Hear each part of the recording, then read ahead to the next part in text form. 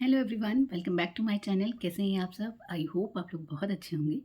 एक क्वेश्चन जो काफ़ी बच्चे मुझसे इंस्टा पे मुझसे पूछ रहे हैं, तो मैंने सोचा कि उसके बारे में आज वीडियो में बात की जाए, क्योंकि रिप्लाई मैं दे रही हूँ लेकिन शायद उस चीज़ को उस तरह से समझाना मैसेज पे पॉसिबल नहीं हो पाता है।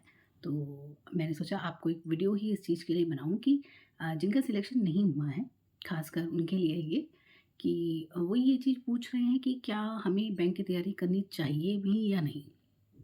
मतलब एक होता है ना, सेल्फ डाउट आ जाता है कि हमारा सिलेक्शन नहीं हो रहा है, कहाँ कमी रह गई है, हम तो पूरी मेहनत कर रहे हैं, फिर क्यों?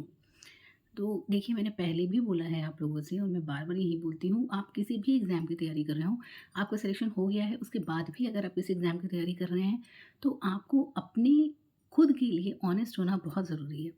आप जो भी आपके नंबर रहे हैं, जो भी आप मान लीजिए कोई एग्ज़ाम में आपकी रैंक रही है, कुछ भी है, आपको वो एनालाइज़ करना ही होगा कि क्यों और क्या? 2 क्वेश्चन मैं हमेशा बोलती हूँ कि क्यों नहीं हुआ और क्या कमी रह गई?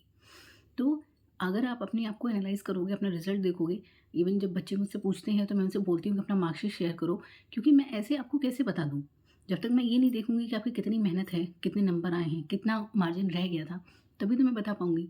तो उस मार्कशीट को आपको भी एनालाइज़ करना है कि कितने नंबर से मेरा रह गया है, या मेरा ओवरऑल निकल गया था, किसी सब्जेक्ट की वजह से रह गया है, कुछ पॉइंट से रह गया है। तो ये सब आपको खुद ही एनालाइज़ करना है। और मैंने पहले भी बोला हुआ है, अगर आपको दिक्कत लगे तो आप अपनी मार्कशीट मेरे साथ शेयर करिएगा, तभी मैं कुछ आपको एक जेन्युइन रिप्लाई, एक ऑनेस्ट रिप्लाई दे पाऊँगी। तो अगर ऐसा है कि आपको कुछ नंबर से कुछ किसी सब्जेक्ट में रह गया है, तो इसका तो मतलब ऑब्वियस है ना कि कुछ सिली मिस्टेक्स हो गई होंगी, इस वजह से रह गया है। तो इसका मतलब ये नहीं है कि आपको तैयारी छोड़ देनी है, तैयारी आपको करते रहनी है, बिल्कुल करते रहनी है, ठीक? लेकिन एक चीज़ मैं ज़रूर कहूँगी, अगर आपने किसी से एक होता है ना कि देखे-देखे में शुरू कर दिया आपने तैयारी की, कोई भी आपका फ्रेंड है या कोई फैमिली में है, रिलेशन में है, जिसका सिलेक्शन हुआ था और आपने एक देखा-देखी में शुरू कर दी कि मुझे भी बैंक में जाना है, बट आपका मन नहीं था और आपने तैयारी शुरू कर दी, एक सोशल प्रेशर कह लीजिए या जिस जिस तरह से भी आप इस चीज़ को नैरेट करें। अगर आपने वैसे तैयारी शुरू कर दी है, तो देखिए, अगर आपका मन नहीं लगता है उसमें, तो फिर सिलेक्शन पाना थोड़ा मुश्किल है। शायद आप ज़बरदस्ती करके सिलेक्शन ले भी लो, पर शायद आपको फिर उसके बाद अच्छा ना लगे। तो अपने लिए ऑनेस्ट ज़रूर रहिए, आपका जो मन है उसी में तैयारी करिए, और वो क्या होगा ना, आपके नंबर से रिफ्लेक्ट होगा।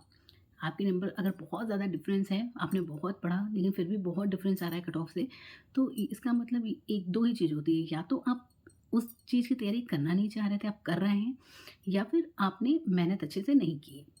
ये देखिए, क्लियर सी बात है।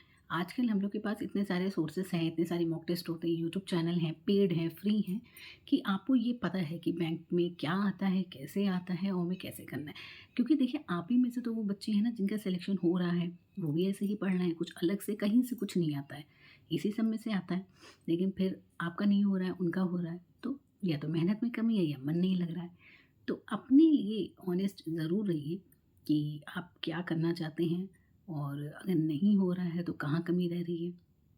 फिर मैंने आपसे कहा था कि अपनी कमियों को कैसे एनालाइज़ करेंगे, तो आप अपना, अगर मान लीजिए पहला ही दिया है, तो फिर आपके पास एक ही मार्कशीट है, बट अगर आपके पास 2-3 मार्कशीट्स हैं, तो कंपेयर ज़रूर करिए कि कुछ फ़र्क आया है लास्ट से अभी में या नहीं आया है।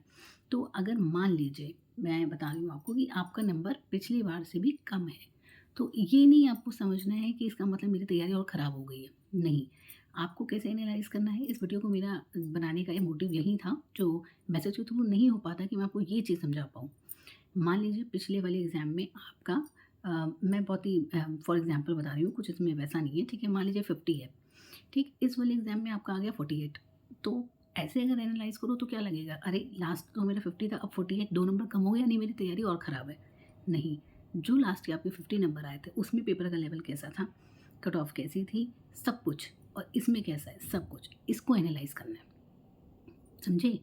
सिर्फ़ नंबर नहीं एनालाइज़ करने, ये भी देखना है कि किस लेवल पे पेपर आया था और हमारे इतने नंबर आए, और किस लेवल पे पेपर आया था तो हमारे इतने नंबर आए। इस तरह से एनालाइज़ करना है। तब आपको आइडिया लगेगा कि आपकी तैयारी कैसी है। ठीक है? सिलेक्शन हो गया है, तब भी मैं कहूँगी आप आगे के लिए पढ़ते रहिए। जितना पढ़ेंगे उतना अच्छा है, आगे बढ़ेंगे।